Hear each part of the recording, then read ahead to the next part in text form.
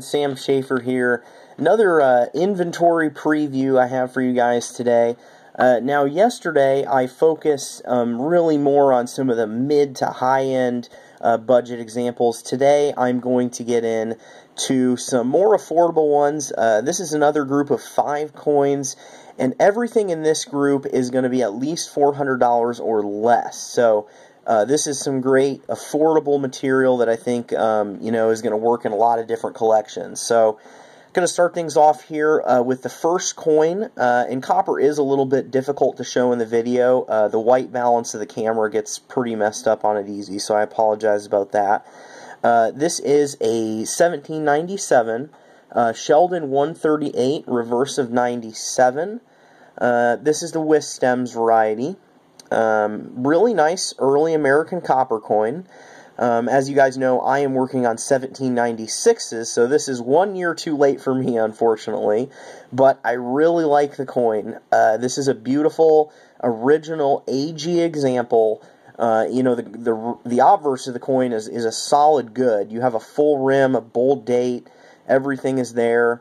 The surfaces are nice, there's no real damage spots. Sheldon 138 is a common variety, but it really doesn't trade that often despite the rarity number, and of course finding coins with original problem-free surfaces is very difficult. One of the cool things about this coin is the reverse has a really big die bulge up there in the top right field, and you can see that it's really at this grade level just completely obliterated the lettering. But I think this is a pretty pleasing coin, and it's going to be, a lot of these early copper varieties get very, very expensive as you get into high grade, and I think for what you get here, it's a lot for the money. This coin is going to be priced at, I believe I'm pricing it at $350, but I will accept best offer on this one. So if you're looking for a nice early date large cent, you can't really go wrong with this one. Moving on to coin number 2. This is a capped bust $50, and I think this is really exceptional for the grade. There's a lot of them in AU 53 to AU 55 that I just hate the coins. The surfaces are just blah. But this one is nice. The coin has really nice cartwheels on both sides. The detail of the coin is absolutely crisp. I mean, if I'm grading this coin, it's a 55 all day. I see no reason to call this coin a 53. I think it's very conservatively graded. I think if anything, the reason they're calling it as a 53 is that the coin was probably dipped at one time. So you kind of have that loss of originality. But the surfaces are problem-free. I mean, you can see the nice cartwheels on the reverse. Great detail. I mean, look down here in the eagle's talons. I mean, everything is there. I mean, detail-wise, I think the coin is pushing 58. Let me get my focus slider back here just a second. Sorry about the wobbliness there. So yeah, really nice coin. This one I'm pricing at $350, and that is the best offer on this one through eBay. I will do a little bit better if you want to settle up outside of eBay just because of the fees. So, nice bust half, great typeset coin. Moving on to another piece of copper. This is a date that I really like. And I actually like the type too. This is a braided hair large cent. And it is an 1846 N11, which is the Newcomb variety for the middle date. Excuse me, it is a middle date. Well, actually, no, it's a late date. No, I don't know what I'm saying. It's the medium date variety. So the 46 was struck 3 different date sizes: the small, the medium, and the large. The smalls tend to have the most common varieties. The larges have the rarest.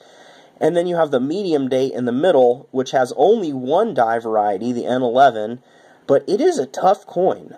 You don't really see this variety very often, and when you do, it's usually below average. I think this is a really nice piece. I'm okay with the grade of AU 53. I think everything's here. You just have a trace amount of luster out in the fields. You know, it doesn't really cartwheel, but the surfaces are, you know, chocolate brown.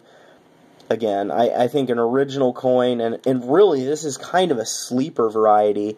You just don't see it that often. When I was doing a set of these, I had an MS63 of this variety, and it was absolutely the pride of my collection. Very, very tough coin. I'll go ahead and flip it to the reverse now. You can see the lettering is nice and bold on both sides. Here's a nice little cherry picker guide for you guys out there. The medium date is actually hard to really see, you know, just kind of naked eye. Let's see if I can get this in focus here. There are some die lines just to the right of the letter E. You can see them going to the denticles there. That is your giveaway for the medium date. So look at that and then check the size of the date to confirm, because there is a small date variety that uses this reverse. But usually that is kind of your mint mark for the medium date.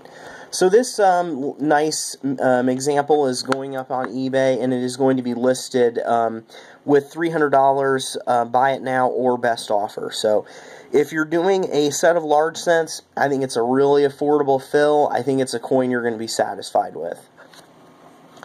Alright, moving on to coin number 3. Or actually, that was coin number 3. My bad. Let's move on to coin number 4. This is something cool, something I don't often get. It is a Condor token. So in the late 1780s, 1790s in England, or in this case Ireland, it was not uncommon for merchants to issue their own tokens, almost like hard times tokens in the United States in the 1840s. This one is for Wicklow Cronbane, which is an area in Ireland, and it was issued by a mining company to give to their employees to use at the company store. So you can see there the Association of Irish Mine Company. This was struck in 1789. It is graded MS64 red brown. It is an absolutely stunning coin. Cartwheels on both sides. Original red. I mean, these are so cool. You know, when you look at U.S. copper, you cannot find it this nice. And if you do, it is so ungodly expensive. I mean, where else can you find a coin of that era with so much detail and so much originality? And the price tag on this guy, $300 or best offer. I mean, it's just hard to beat that. I mean, you want a cool coin on a budget, grab yourself a Condor token like this. They are just really darn cool. So that's coin number 4. Moving on to the final coin of the this 5-coin budget coin preview. This one is another Drape Bust large cent. This is a Sheldon 185, which is a rarity 3. It's the second hairstyle, and this is the late die state. And not much left of this coin. It's pretty worn, but you can see the nice big die cracks out in the right field. And the date is fully readable. You have just a little bit of liberty left. Go ahead and flip it to the reverse here. You know, the reverse is actually pretty bold. You know, the rims have worn down, but the coin is certainly pushing good. And, you know, it's another one of those early varieties that it's a nice, affordable example. You're not paying the big premium. And I think that there's kind of a certain charm to copper coins that are this low grade. I think that they're really nice to own, you know. It's really like holding a piece of history. You know that the coin circulated, it did its job.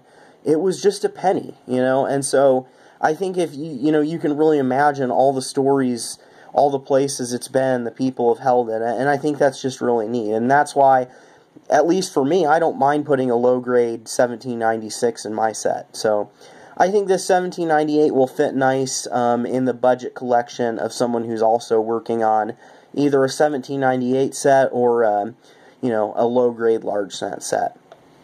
And this one, let's see what I have this one slated to be priced. I don't have a price on this one. yet, but I'm certain that this one is also going to be under $400. It's probably going to be around $200, $200 or $300. So, thank you very much for watching this preview. As always, if there's anything that you see, please send me a message. I'm happy to settle up outside of eBay. And then if you're undecided, of course, later today, all of these coins will be heading up on my eBay store, so check them out there.